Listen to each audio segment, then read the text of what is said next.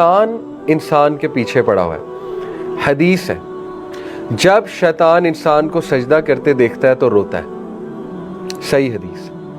وہ روتا اس لیے کہ مجھے موقع ملا تھا، میں نے نہیں کیا اور میں رجیم ہو گیا، میں دھتکارا گیا.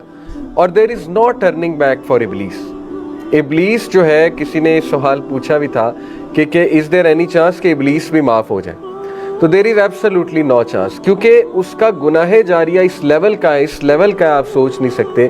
تو وہ ڈومڈ ہے. اور ابلیس کا مطلب بھی ہوتا ہے کہ مایوس کن، وہ ٹوٹلی مایوس ہے.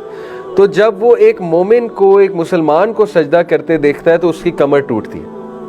تو یہ امام احمد بن حنبل نے یہ پوائنٹ بتایا تھا کہ اس لیے جب بھی تم سجدہ کرو تو تمہیں خوشی ہونی چاہیے کہ تم شیطان کو ہرا رہے ہو.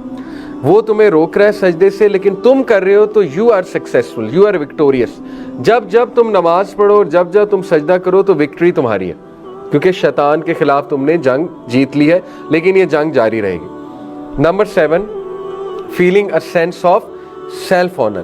اس پہ امام احمد رحمہ اللہ کا ایک کوٹ آپ کے سامنے رکھتا ہوں. ان کا، او اللہ، as you have protected my face from prostrating to anyone other than you, then protect it from asking anyone other than you. امام احمد بن حنبل نے اس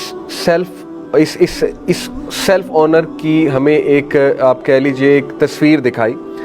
سیلف آنر کیسے آتا ہے سجدہ کر کے؟ دیکھیں، امام احمد کہتے تھے کہ یا اللہ، جیسے تو نے میرے چہرے کو بچا لیا کسی اور کے سامنے جھکنے سے اور صرف اپنے سامنے جھکایا، اسی طرح اللہ سبحانہ وتعالیٰ مجھے بچا لے کہ میں تیرے علاوہ کسی اور کے آگے ہاتھ پھیلاؤں. تو اس سے انسان میں ڈگنیٹی آتی ہے، سیلف آنر آتا ہے، انسان کی پرسنالٹی سٹرونگ ہوتی ہے. ٹھیک ہے نا؟ کئی لوگ اپنی پرسنالٹی سٹرونگ کرنا چاہتے ہیں، کئی لوگ اپنی پرسنالٹی نا بہت انڈیپینڈنٹ کرنا چاہتے ہیں، لوگوں سے انڈیپینڈنٹ. تو اس کا بہترین حل ہے کثرت سے سجدہ. اس کا بہترین حل ہے سجدے میں اللہ سے کنیکٹ کرنا اور صرف اللہ سے مانگنا، صرف اللہ سے مانگنا. یہ وہ ابو ذر غفاری کا ایک واقعہ آتا ہے. ابو ذر غفاری رضی اللہ تعالیٰ عنہ، وہ ہمیشہ اپنا کام خود کرتے تھے اور اتنا ان کا تقویٰ اور توکل تھا کہ یہاں تک کسی کو آج تک یہ بھی نہیں کہا مجھے پانی پلا دو، حالانکہ اس میں کوئی حرج نہیں ہے. یہ کیا وجہ تھی؟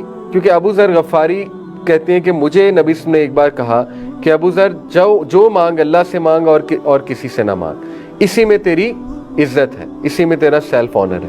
تو صحابہ کی یہ تربیت تھی. تو اینی وے، سجدے سے انسان کی یہ پرسنالٹی سٹرونگ بن سکتی ہے کہ وہ لوگوں کے آگے ہاتھ کم پھیلائے اور صرف اللہ سبحانہ تعالیٰ پہ جو ہے وہ ریلائنٹ ہو. یہ صحیح مسلم کی حدیث میں آپ کے سامنے رکھتا ہوں. ابلیس جب بھی سجدہ کرتے دیکھتا ہے کسی کو، کہتا ہے وہ ٹو می، تباہی ہے میرے لیے. دا سن آف